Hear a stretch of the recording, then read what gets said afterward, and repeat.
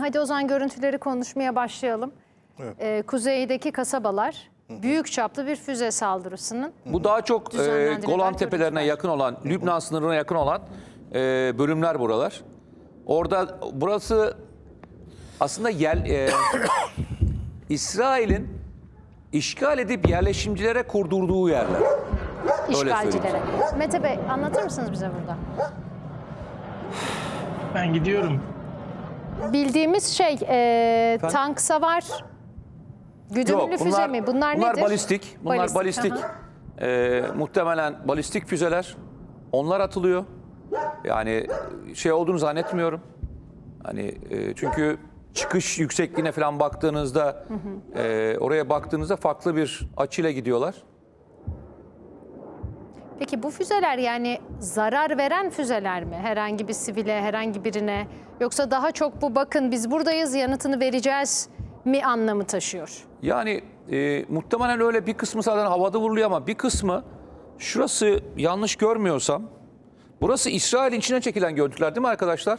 Öyle yani değil mi? İsrail'deki kasabanın içine çekilen görüntüler değil mi? Evet. İsrail'in kuzeyindeki Batı Celile bölgesindeki çeşitli kasabalar. Hayır, kasabanın içinden çekiliyor görüntüler. Öyle mi? değil mi arkadaşlar? Teyit bekliyoruz biz sizden. Evet.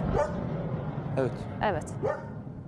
Yani burası eğer İsrail'in hani bu içi. Lübnan sınırında çekiliyorsa, muhtemelen şurada Lübnan sınırının burasında biliyorsunuz büyük bir blok dağ var. O dağın üzerinde yerleşmiş olan İsrail ordu birimleri var. Eğer bu görüntü oradan çekiliyorsa buradaki tepelere vuruyorlar. Yok, bu görüntü, ki deminki görüntü muhtemelen şeyden çekiliyor. İçeriden çekiliyor.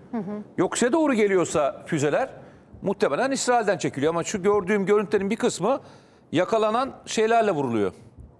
Yani demir kubbeyle vuruluyor. Bir kısmı demir kubbeyle vuruluyor. Tank savar silahlarını demir kubbeyle vurma şansları yok.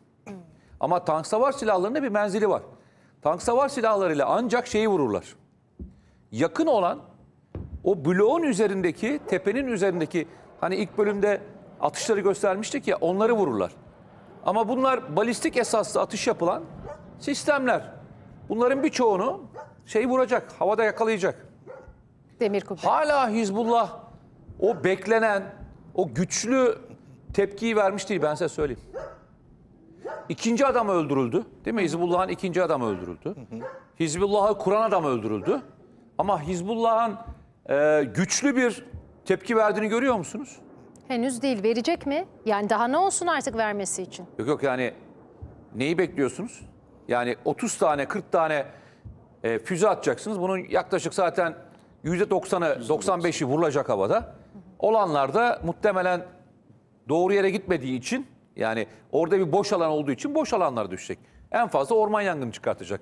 Bir yere düşme ihtimali çok düşük bu atışlarla, yaptıkları atışlarla. Peki Gazze'deki soykırımda hani Gazze'liler de çok üzüldü. Hizbullah'tan daha büyük destek bekliyorlardı ve ne diye düşünmüştük? Tamam, en nihayetinde Gazze'deki soykırım demek ki hani yeterince onlar için önemli değil destek vermeleri için veya nasıl nitelerseniz, ama bu direkt onlara karşı olmuş bir saldırı, suikastlerden bahsediyoruz. En önemli adamları öldürülüyor. O zaman güçleri mi yok yanıt vermeye? Yani neden yanıt vermezler? Ya çok ilginçtir. Şimdi bana şöyle söylesenize, Hizbullah bugüne kadar neye yanıt verdi? neye yanıt verdi? Hizbullah'ın en çok direndiği nokta 2006'da Gazze olayından sonra giriş yapan İsrail ordusuna direndi. Yani onların efsane anlamında kendilerini nitelendiği direniş o zamandır. 2006'dan sonra Hizbullah'ın asıl gücü İsrail'e karşı pozisyon almak değildir. Asıl Lübnan'daki şeyini güçlendirmektir. Yani İran'ın mevcudiyetini Lübnan'da güçlendirmek için zaman harcamıştır. Hiçbir zaman İsrail'e karşı güçlenmek adına bir şey yapmamıştır. Muhtemelen şunu düşünüyorlar. Biz bu olayı yaptığımızda Gazze gibi muhtemelen etkileneceğiz. Yani güçlerimizi vuracaklar.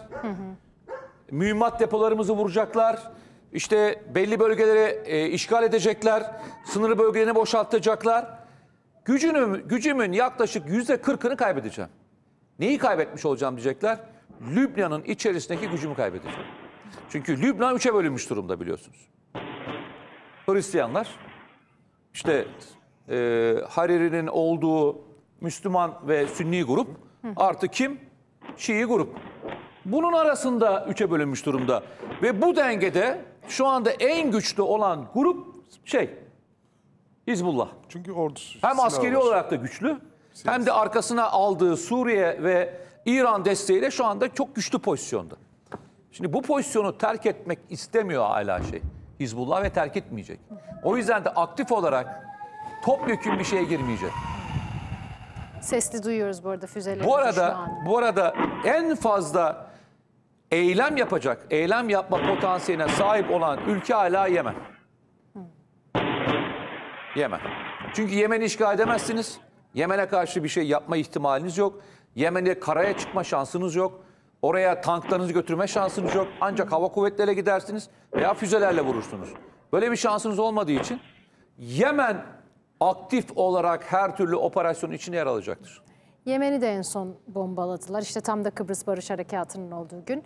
Yemen'de Husilerin gücü üzerine neler söylersiniz? Halen güçleri var mı yani? Ya o yoksa onların yaptıkları da sadece göstermelik olarak mı kalır? Yemen'in elinde İran versiyonlu, İran'ın nesi varsa savaş uçağı hariç, savaş uçağı hariç, İran'ın füze envanterinin o uzun menzilli balistik füzeleri hariç ama belli bir yere kadar, yani İsrail'i vurabilecek menzildeki balistik füzeler, seyir füzeleri veya dronlar, kamikaze dronlar Yemen'in kendi şeyinde var, envanterinde var. Ve bunları aktif olarak kullanabilme potansiyeline sahip. Ama bunları İsrail büyük bir çoğunluğunu engeller. Ama çok ilginçtir. Geçen gün bir tane şey yaşandı. Çok basit bir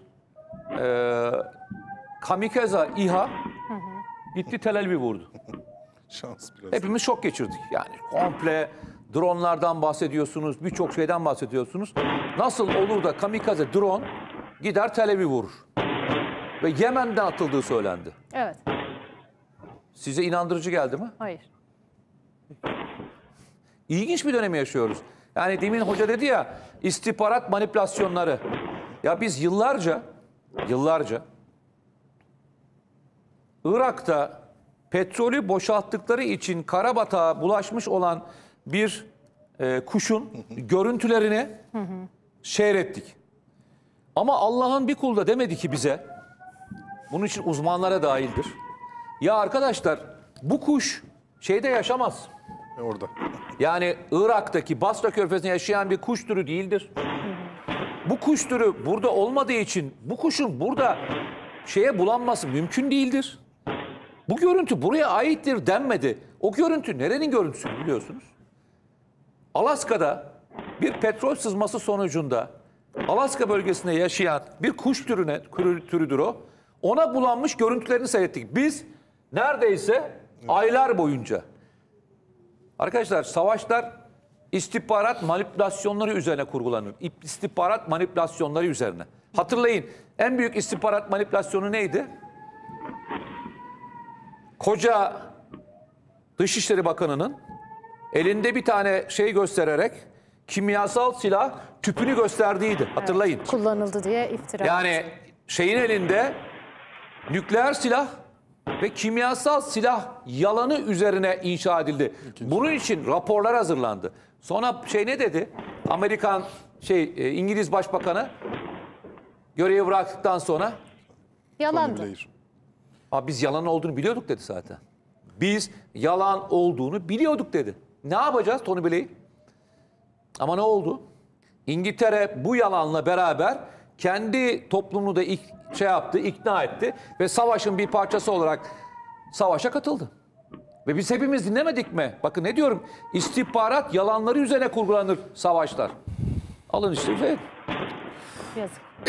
Biz ne seyredeceğiz? İsrail Yayın Otoritesi diyor ki 60 füze fırlatılmış, 15'i durdurulmuş. Yani 45 tanesi düşmüş mü? Yok, Yani bundan o çıkıyor. %90'ı düşmemiştir ya. Ben zannetmiyorum. Yani siz şöyle mi diyorsunuz? Yani düşse de bir zayiat olsa Yani onun da bilgisi Hamas'ın attıklarını durduruyorlar. Yok. Ama Hizbullah'ı durduramıyorlar. Hizbullah'ın attıklarını durduramıyorlar mıymış füzelerin? Vay. Muhtemelen dediğim gibi 15 tanesi düşecek yerleridir. Çünkü drone sistemi öyle çalışıyor.